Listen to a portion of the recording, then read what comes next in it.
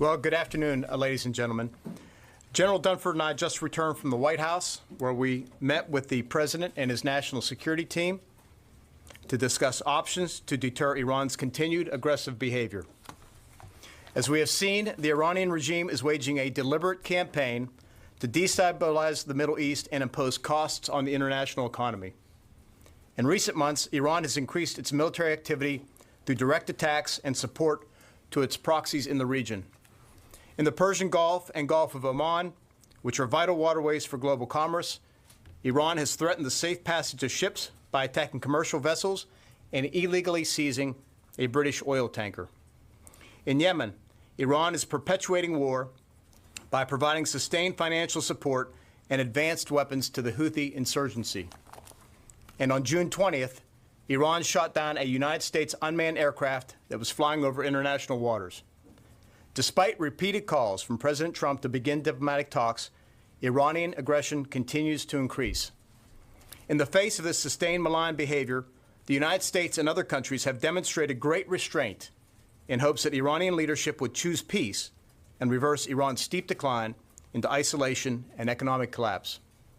But the attack on September 14th against Saudi Arabian oil facilities represents a dramatic escalation of Iranian aggression. It is clear, based on detailed exploitation conducted by Saudi, United States, and other international investigative teams, that the weapons used in the attack were Iranian-produced and were not launched from Yemen, as was initially claimed. All indications are that Iran was responsible for the attack. The United States has a responsibility to protect our citizens and our interests in the region.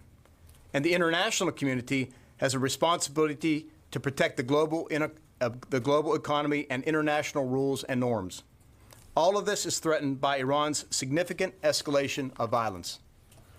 This week, I've been in dialogue with the Saudi defense minister and other partners about this latest attack. To prevent further escalation, Saudi Arabia requested international support to help protect the kingdom's critical infrastructure. The United Arab Emirates has also requested assistance.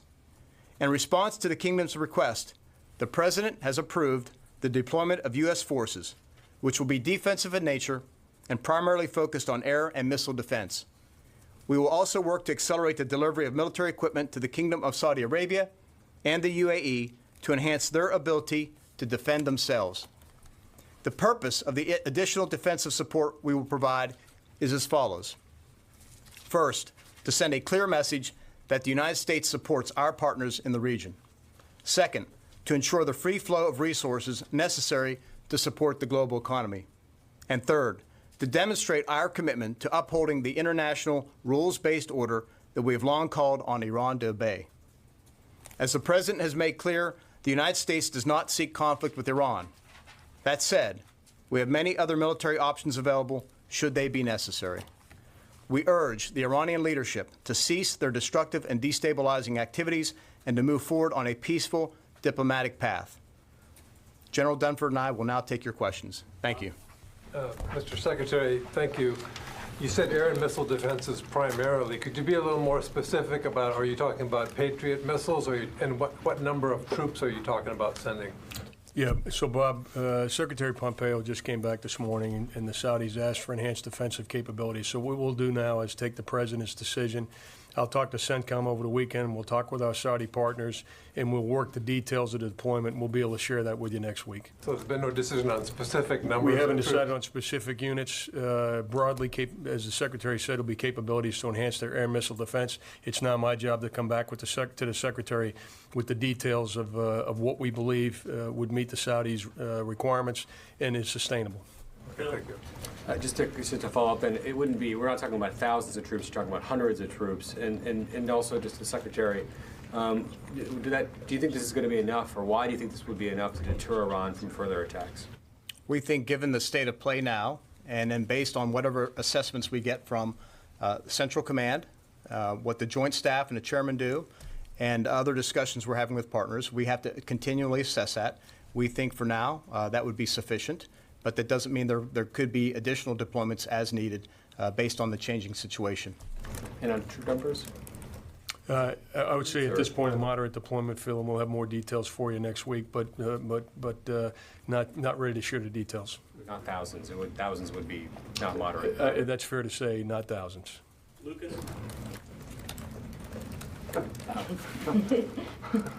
Are there any plans to hold the Lincoln Strike Group any longer than currently planned? We're not going to discuss any operational details at this time. Barbara? Does, for either of you, does this now represent a full U.S. commitment to defend Saudi Arabia and to defend the oil infrastructure of Saudi Arabia? And for General Dunford in particular, what's your concern about their ability, the Iranian ability, to launch swarms of drones at very great distances without any air defense detection of this incoming attack? So what I'd say, Barbara, in terms of what we're doing is we're contributing to Saudi Arabia's defense. We would be looking, as the Secretary said, for other international partners to also contribute to Saudi Arabia's defense.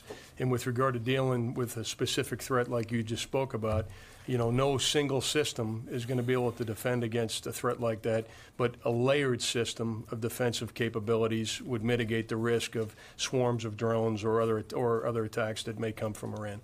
I want to double down on the Chairman's comments two ways. First of all, I agree. What we would be deploying to the theater would be what would be necessary to help support and contribute to the kingdom's defenses. And at the same time, we're calling on many other countries who would also have these capabilities to do two things. First of all, stand up and condemn these attacks. And secondly, look to also contribute defensive capabilities so we could defend those things that I outlined in my remarks, whether it's the infrastructure in Saudi Arabia, and then the broader issues with regard to freedom of the seas, navigation in the Strait, and then the international rules and norms that Iran is clearly violating. Courtney? So should we take this as this is the president's decision about the response to the attack in Saudi Arabia, and there's not a kinetic response that we should expect from the United States? This is the first step we're taking with regard to responding to these attacks, and again, for the reasons I outlined, to help bolster the defenses of Saudi Arabia and provide equipment to both the Saudis and UAE. Second, to ensure the free flow of commerce through the Strait, and third, to ensure we protect and defend the international rules-based order, and try and convince the Iranians to get back on the diplomatic path. But the deployment of these kinds of assets can often take days and weeks. Should we expect any other kind of more immediate response from the United States specifically? The United States has a robust presence in the Gulf already. We bolstered it further in May.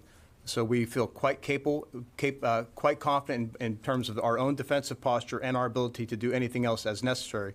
But that's not where we are right now. Right now, we're focused on helping the Saudis improve their defenses of that infrastructure.